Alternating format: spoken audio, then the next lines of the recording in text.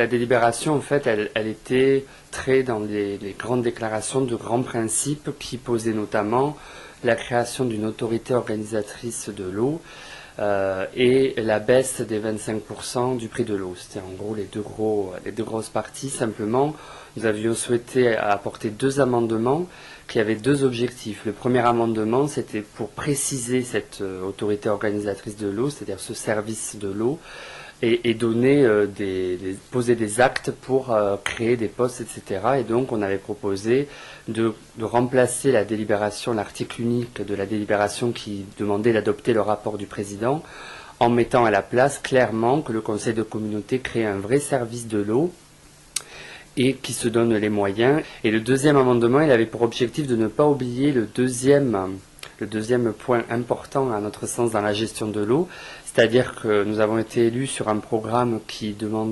portait donc la baisse du tarif du prix de l'eau et dès que possible le retour en régie.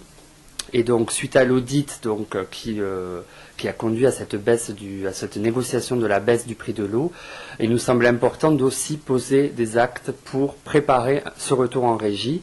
Donc ces deux amendements n'ont pas été soumis au vote parce que le président les a considérés comme irrecevables.